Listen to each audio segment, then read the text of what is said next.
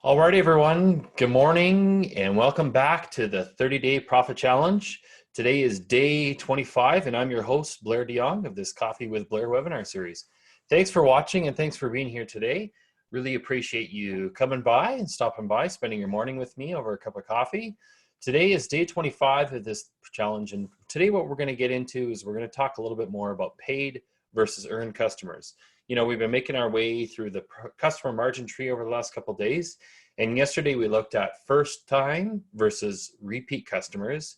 Today we're going to go a little bit deeper and we're looking to look at paid versus earned customers within each of those type of segments. So without further ado, let's dive into it.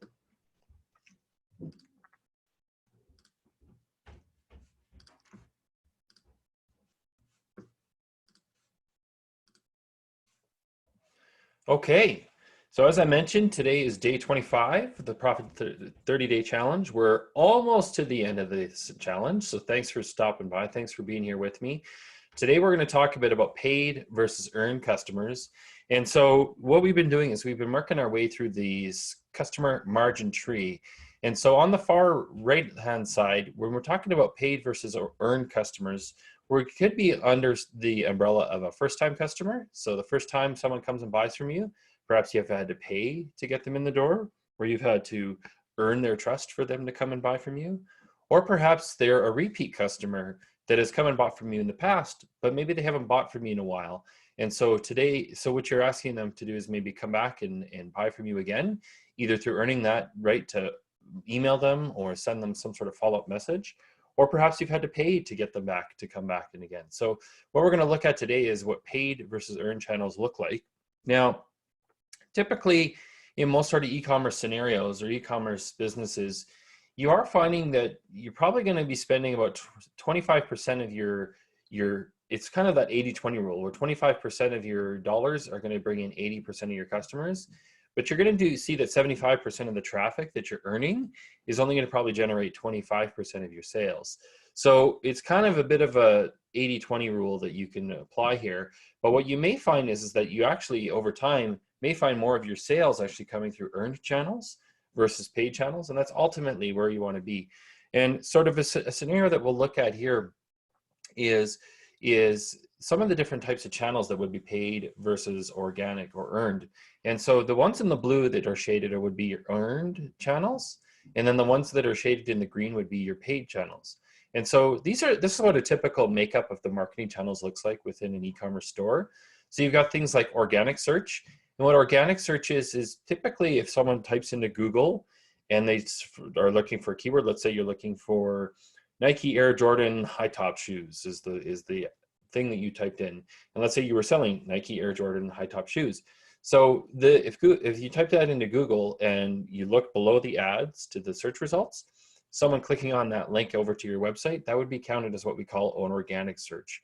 Or perhaps it's, I don't know, some sort of English tea bags, or maybe it's some sort of pipe fitting, or maybe whatever it is. You know, it could be whatever that product is or whatever that brand name is that you have that someone's typed in organically. That's how organic search works.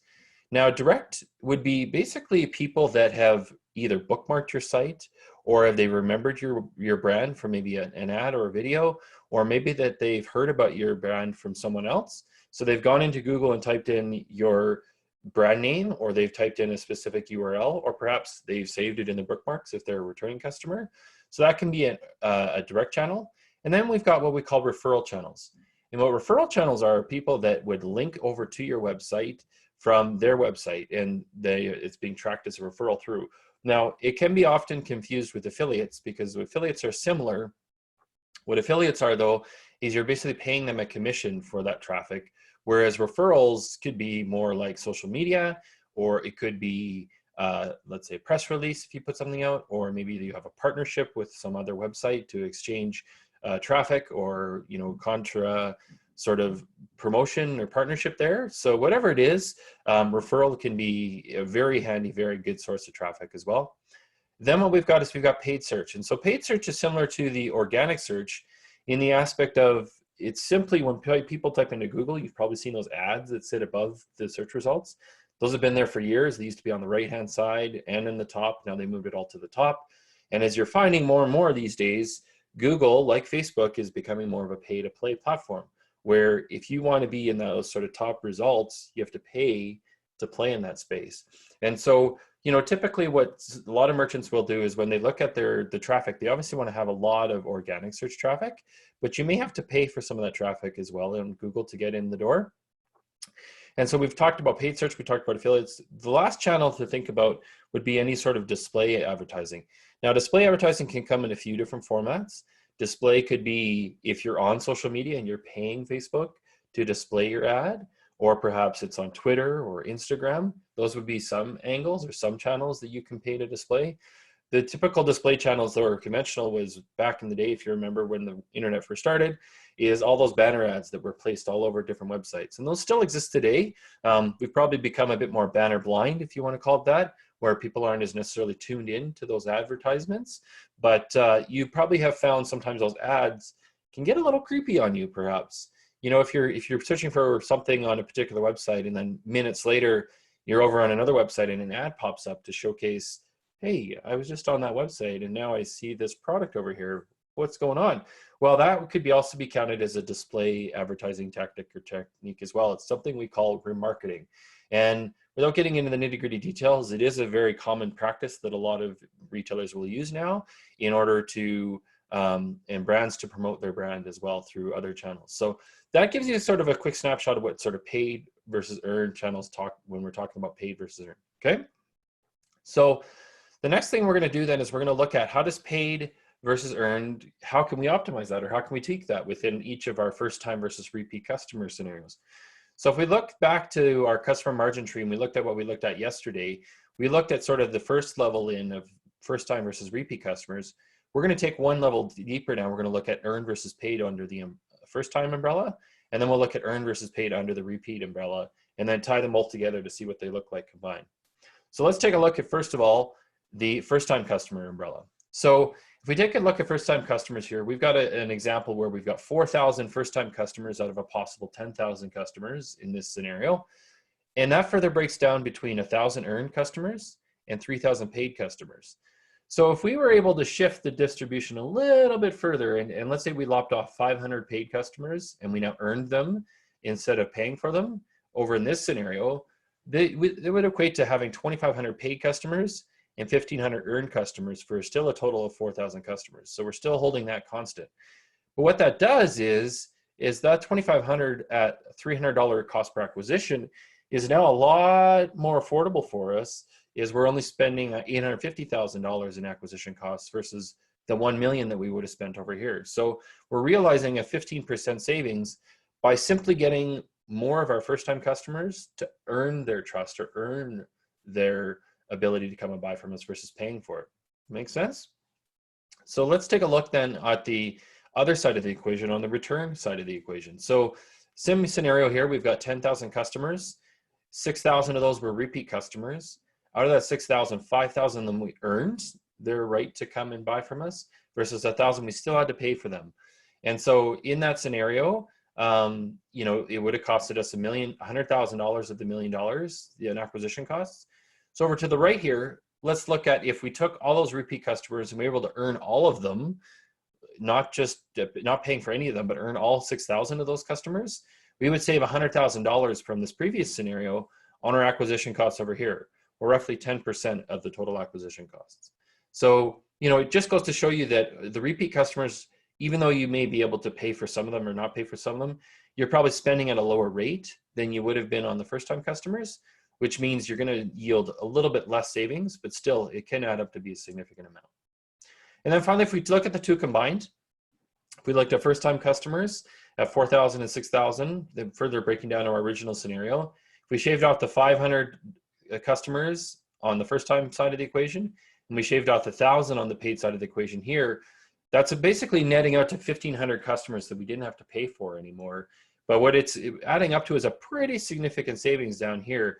At 25% off, or basically $250,000 less in advertising we would have to spend to get those customers in the first place. So it just goes to show you that obviously, I get it's easier said than done, but the more that you can earn customers and earn their trust to come in and buy from you, the less you're gonna have to pay for them. and the more money you're going to be able to save on your advertising costs moving forward. So that kind of wraps up today's lesson around paid versus earned customers.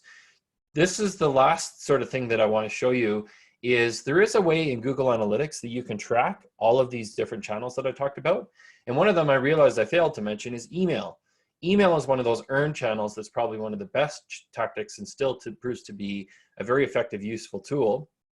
Some merchants classify email in their sort of referral channel because they're referring people back to their website.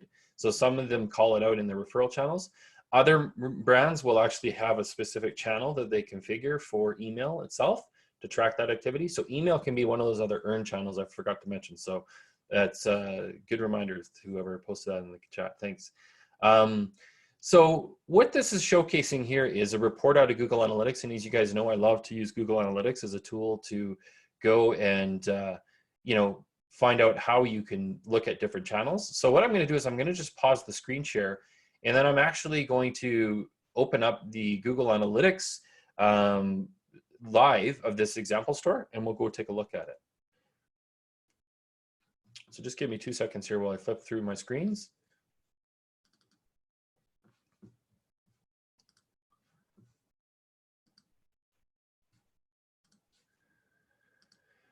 So here we are back now in Google Analytics, and we're using that merchandise store that I showed you in the past sort of conversion margin tree.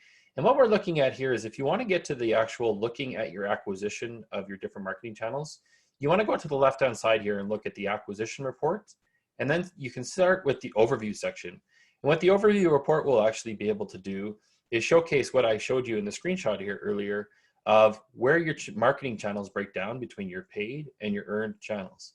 And so here you go, you get a quick snapshot at the top here of a nice pretty pie chart that I use some of the data from. But then you can also see a further breakdown of the traffic that you're getting by each of the channels, as well as how the behavior is happening. And we haven't talked much about behavior on the site. We wouldn't get into that in this profit challenge, but if you want to talk about bounce rates or sessions per duration and all that sort of stuff, we can talk further about that in another chat for sure. And then you've got conversions. And so the conversions we looked at, if you flip this to the actual transactions, you're able to actually check out and see where people are buying from in all the different channels related to your paid versus your earned channels. So for example, you can see here that organic search was generating 3, and I apologize, I clicked on the screen, which is not what I meant to do. Let's go back. Apologies on that. So what we've got here is we've got organic search, and what we wanted to see is that there's 3 orders that came in from organic search, whereas direct, which is our most prominent channel, at 6 orders. And then we did get 1 order in this particular scenario from a paid search. So again, this is looking at a snapshot of 7 days, depending on if you're looking at 7, 30, 12 months, whatever that time period might be. Obviously, this numbers could shift and change based on the week to week or the month to month or year to year. So that in a nutshell takes us to the end of today's lesson. So, hopefully that was helpful. Hopefully you understood where we're talking about paid versus earned customers and how they relate to your first time customers versus your returning customers. And so tomorrow, what we're going to talk a bit more is we're going to start connecting the dots between cost per acquisition and how that can be influenced up or down and positively or negatively as well. And it can kind of tie together to some of your advertising spend, can also tie a little bit to your conversion rate as well. And so we'll talk a little bit more in terms of how do we optimize that cost per acquisition. And that's going to take us to almost the end of the lessons around this 30-day profit challenge. So again, I'm really excited to get to the finish line with you. Thanks for watching and thanks for being here. And as I always do, I ask you today to be present, connect with others, and go make an impact in someone's life today. So thanks for watching, and I'll pause the recording now and take any questions.